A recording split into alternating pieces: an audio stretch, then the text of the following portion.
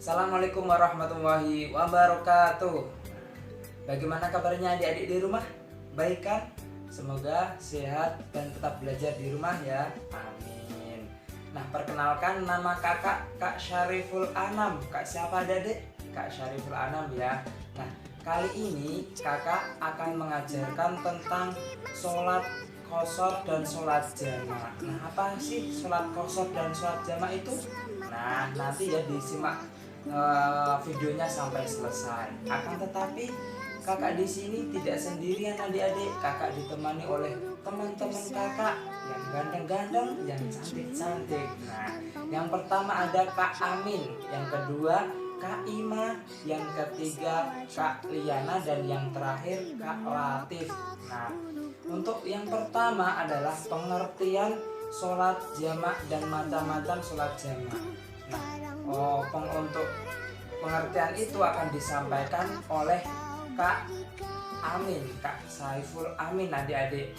Untuk lebih jelasnya simak video selanjut ini ya adik-adik. Selamat pagi adik-adik yang ada di rumah. Perkenalkan, nama kakak Saiful Amin. Nah, dari video sebelumnya dari Kak Syariful Anam, kakak di sini akan menjelaskan tentang pengertian salat jamak dan macam-macam salat jamak.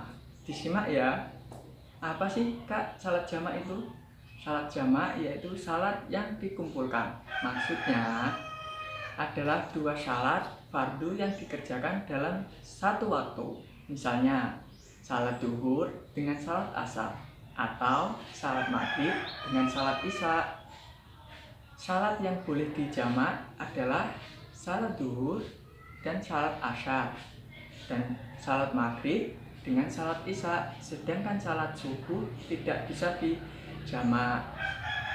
Nah, salat jamak bisa dikerjakan oleh orang-orang yang dalam perjalanan dengan syarat: satu, bukan perjalanan maksiat; yang kedua, jaraknya jauh, sekurang-kurangnya sekitar 80 km atau 16 fasak atau lebih. Selanjutnya yaitu macam-macam salat jamak. Salat jamak sendiri dibagi menjadi dua, yaitu jamak takdim dan jamak takhir. Jamak takdim adalah menggabungkan atau melaksanakan dua salat wajib sekaligus dalam satu waktu dan dikerjakan pada sholat yang pertama. Semisal pada sholat zuhur dan asar, yaitu dikerjakan di waktu sholat zuhur. Dan selanjutnya yaitu ada jamak takhir, yaitu menggabungkan atau melaksanakan dua sholat wajib sekaligus dalam satu waktu dan dikerjakan pada sholat yang kedua, yaitu semisal sholat maghrib dengan sholat isya dikerjakan di waktu sholat isya. Seperti itu ya adik-adik. Selanjutnya yaitu cara sholat jamak yang akan diterangkan oleh Mbak Ima Widayanti atau Kak Ima Widayanti ya. Selanjutnya, sholat jamak takhir. Pertama yang harus kita lakukan yaitu mengumpulkan sholat pertama di waktu sholat yang kedua. Ketika masuk waktu sholat pertama, kita sudah berniat untuk melaksanakan sholat yang pertama dan dikerjakan di waktu sholat yang kedua. Misalnya, ketika kita melaksanakan sholat duhur, dikerjakan di waktu sholat asar. Nah, itu yang dinamakan sholat jamak takhir. Yang kedua yaitu mendahulukan mengerjakan sholat asar dan dilanjutkan dengan sholat duhur.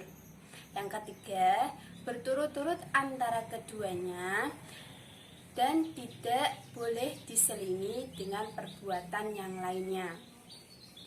Nah, selanjutnya dan lebih jelasnya lagi bisa tonton video ini. Jamak. Maksudnya ialah menghimpunkan dua solat fardu dalam satu waktu dengan syarat-syarat tertentu. Terdapat dua kategori solat jamak. Pertama, jamak takdim, yaitu mengerjakan solat zuhur dan solat asar dalam waktu zuhur atau solat maghrib dan solat Isya dalam waktu maghrib. Dan kedua, jamak takhir, iaitu menghimpunkan dua solat fardu dalam waktu kedua. Contohnya, menghimpunkan solat zuhur dan asar dan menunaikannya dalam waktu asar. Syarat-syarat untuk melakukan solat jamak takdim ialah: pertama, hendaklah bersolat secara tertib. Kedua, niat hendaklah dilakukan dalam solat terutama ketika takbiratul ihram. Walau bagaimanapun, boleh dilakukan niat yang kedua semasa solat yang pertama sekalipun semasa memberi salam. Ketiga, berturut-turut di antara solat yang dijamakkan.